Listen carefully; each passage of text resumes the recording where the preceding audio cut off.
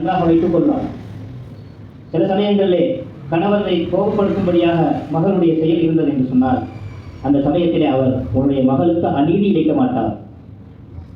கோபத்தின் மூலமாக அவர் எந்த செயலை செய்தாலும் அது நல்லாகத்தான் இருக்கும், அதீதமானதாக இருக்காது, நியாயமாகத்தான் அவர் நடந்து கொள்வார் என்று சொன்னால் அவர் இதை எச்சமுடையவர், அல்லாஹ்வை பயந்து வாழக்கூடியவர்.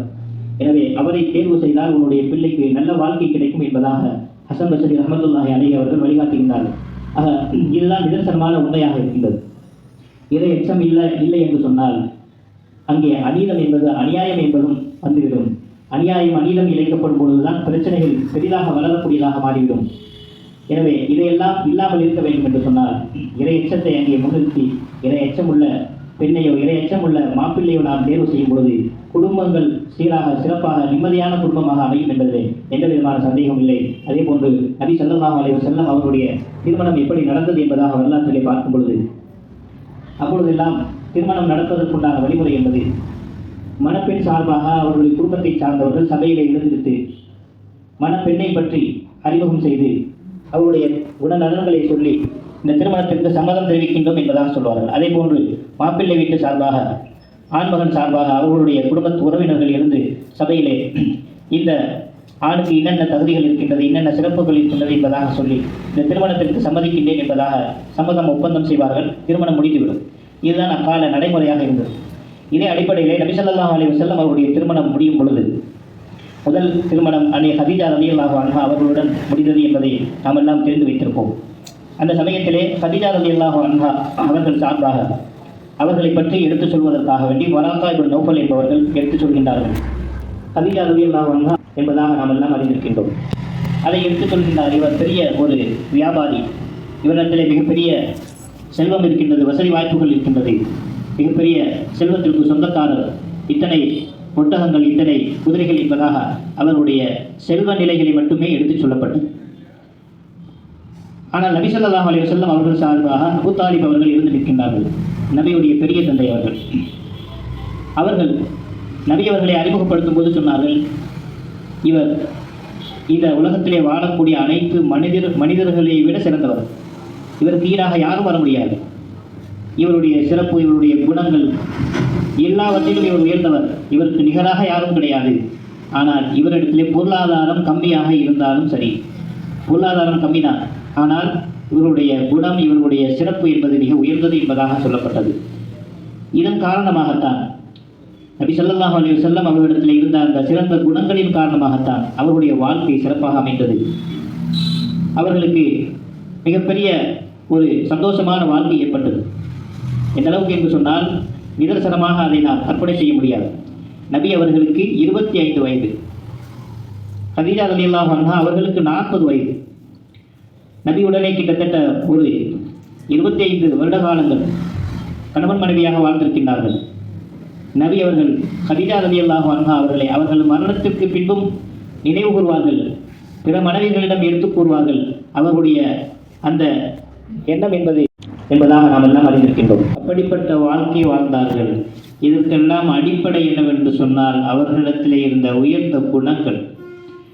வாழ்க்கையை சிறப்பாக ஆக்கி தரக்கூடியது நல்ல குணங்களும் அவரிடத்திலே இருக்கக்கூடிய தீனும் தான் சிறந்த வாழ்க்கையை ஏற்படுத்தி தரும். அல்லாஹு தஆலா சொல்லி காட்டுகிறார் திருமறையிலே, நீங்கள் உங்களுடைய திருமணமாகாத ஆண்களுக்கும் பெண்களுக்கும் திருமணம் முடித்து வையுங்கள், அடிமைகளுக்கும் நீங்கள் திருமணம் முடித்து வையுங்கள்.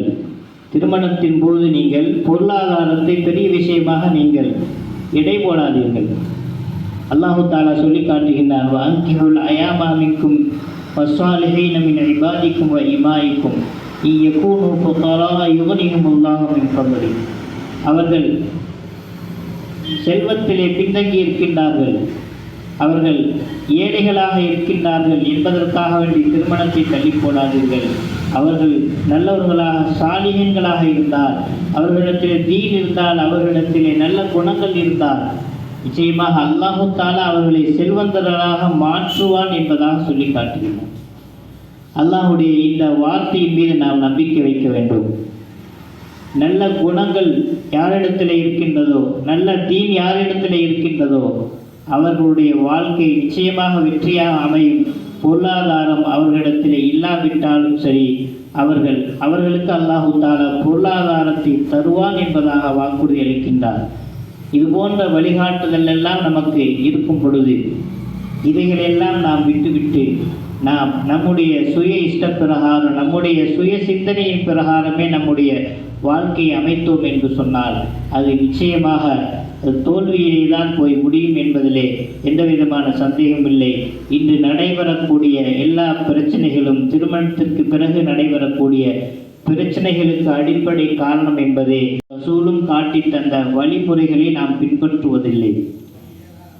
அதன் காரணமாக ஏற்படக்கூடிய பிரச்சனைகளாகத்தான் இருக்கின்றது.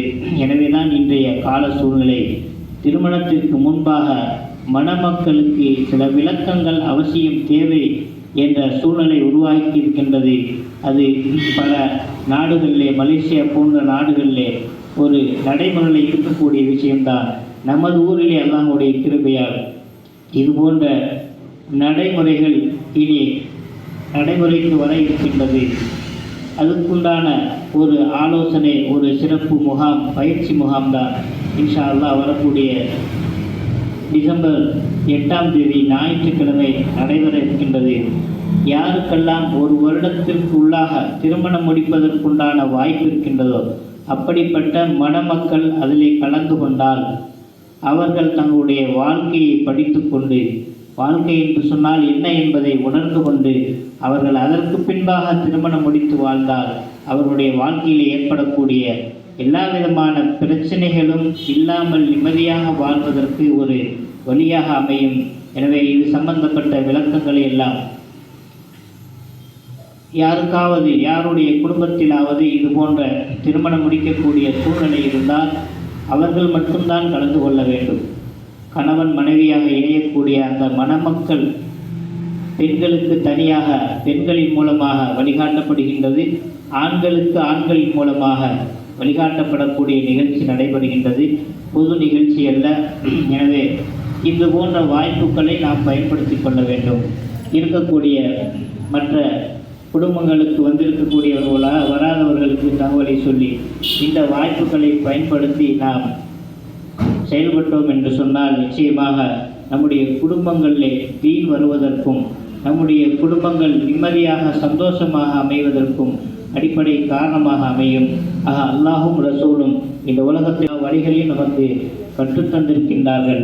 அதையெல்லாம் விட்டு நாம் வாழ்ந்தோம் என்று சொன்னால் நிச்சயமாக பிரச்சனைகளை மாட்டிக்கொள்வோம். அல்லாஹும் ரசூலும் காட்டி தந்த வழிமுறைகளை எடுத்து நாம் வாழ்ந்தோம் என்று சொன்னால் நிச்சயமாக நம்முடைய வாழ்வு சந்தோஷமாக நிம்மதியாக இருக்கும் என்பதில் எந்த விதமான சந்தேகமில்லை. அல்லாஹும் ரசூலும் காட்டிய வழிமுறை பிரகாரம் நம்முடைய வாழ்க்கையை அமைத்துக் கொள்வதற்கும் அல்லாஹுடைய அன்பையும் அருளையும் பெறுவதற்குரிய நல்ல தௌஃபீக்கை நம் அனைவர்களுக்கும், ஊர் மக்கள் அனைவர்களுக்கும் தந்தல் புரிவானாக. வாஹிரு தஅவானா அல்ஹம்துலில்லாஹி ரப்பில் ஆலமீன். அஸ்ஸலாமு அலைக்கும் வரஹ்மத்துல்லாஹி வபரகாத்துஹு.